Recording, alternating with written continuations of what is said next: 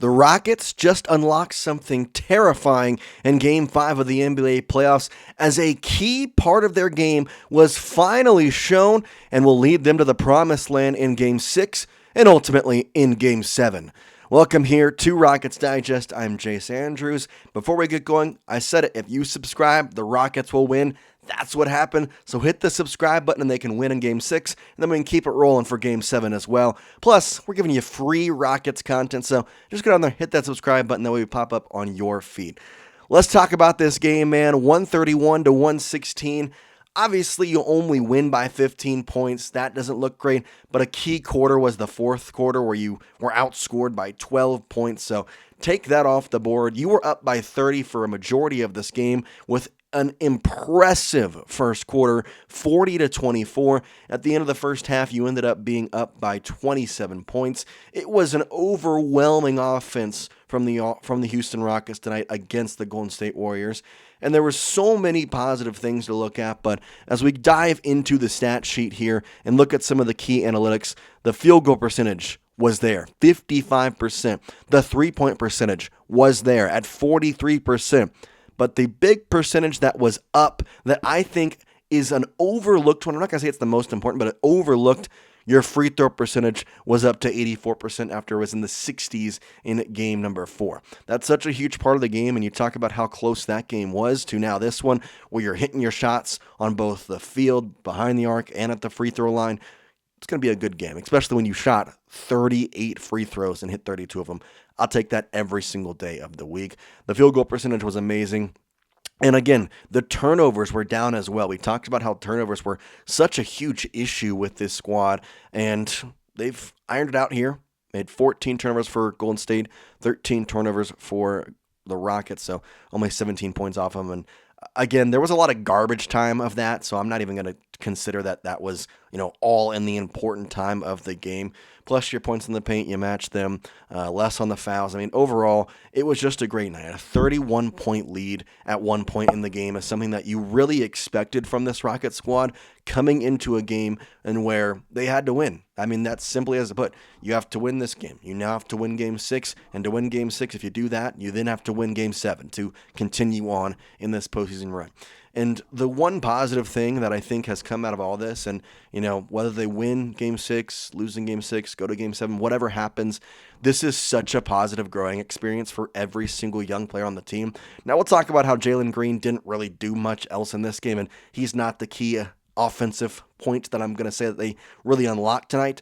However, the experience is growing for so many different players, including none other than our boy, Thompson. This was his average throughout the year. 14 points, 8.2 rebounds per game, nearing a double-double in the average, right? Only 22 years old and has been a superstar this year for the Rockets. And the stats don't even read all what he's done because his defense has been spec-freaking-tacular. I mean, at one point in this season, there was a quote that came out from Ime Udoka saying that, I honestly get upset when even he allows one shot in the game. Like, he's just that good of a defender that when one possession doesn't go his way and one possession, the team scores on him, you get frustrated because he's that good. And we look at this box score and we see just what they were able to do, and it's amazing. It's really amazing because you have 25 points from Alperen. He was second in scoring behind Fred VanVleet. But the number that intrigues me more, because I think it tells me more about Alperen and what type of game he had, the plus-minus when he was on the court. Plus 32. And the reason why this is so big is because of his defensive presence. And if you need any example of why that defense matters, go look down in the bottom part of the box score, and you see Steven Adams, one of the most notorious big defenders in the NBA, had no points tonight, yet he was plus 15 when he was on the court. When you are a plus of 10 plus points when you're out there, it's going to be a good game. And everybody in the starting roster, and the starting five, was plus 20 at least tonight. Alperen was the only one to get to plus 32.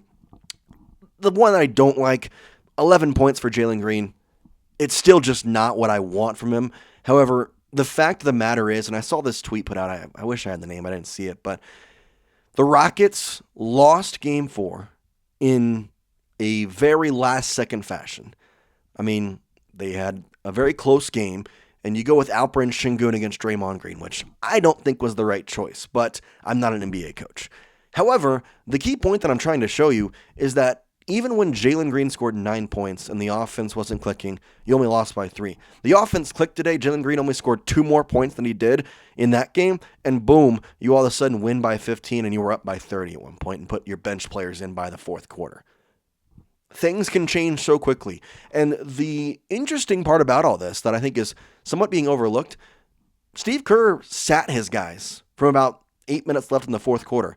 And I know that there's like momentum and stuff like that, but I truly am kind of curious to see this Golden State squad come back in now Game 7. 13 points for Steph Curry, and he was the leading scorer in terms of starting 5. Now, Moses Moody had 25. I would like to say that that doesn't matter. Part of me thinks, okay, that wasn't really great for him to, get going in some aspects, because he'll be one of the main guys off the bench.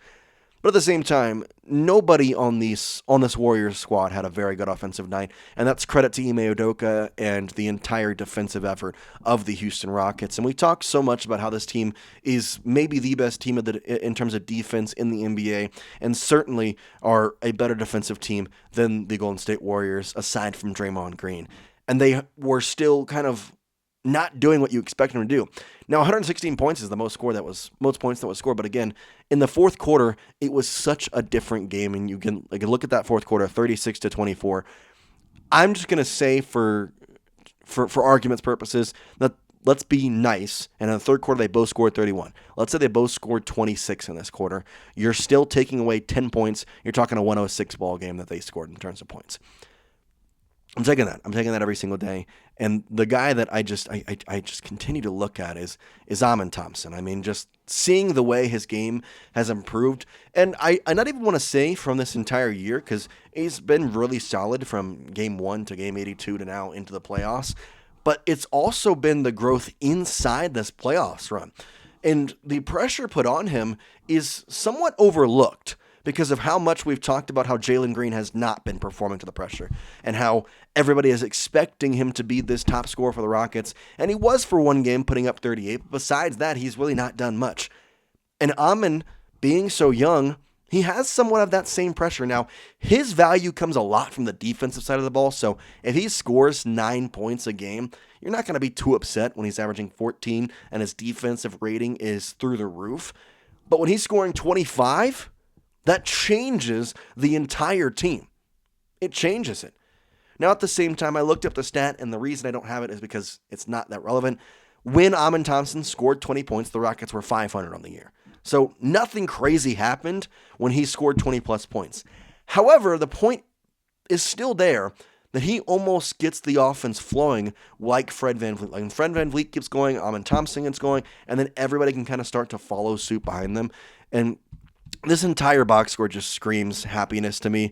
Alperen Şengün didn't even have that great a game at 15 points. However, his defensive possessions were outstanding tonight. Dillon Brooks had 12 points in each half. Obviously, Fred VanVleet was great. But again, the key stats are just Amen Thompson and his field goal percentage too. 8 for 12, 1 for 1 from behind the arc, and 8 for 9 on the free throw line. If you look at the free throws from your starting 5 today, that is absolutely excellent. 3 for 5 for Jalen Green, 6 and 6 for Fred VanVleet, 3 and 4 for Alperen Şengün, and 8 for 8 for Dillon Brooks, and 8 for 9 for Amen Thompson. Free throws are such a big thing in these close playoff games that you need to be able to hit them. And I know that these weren't exactly the most meaningful free throws. Get that. They are confidence boosters. And I like the fight. Young team, sometimes you expect to go down and get just taken out. That's not what happened with the Rockets. They came out, they fought, they won, and now they're going to try and go win in game number 6. And if they can do that, anything can happen in game 7. Anything can happen in game 7.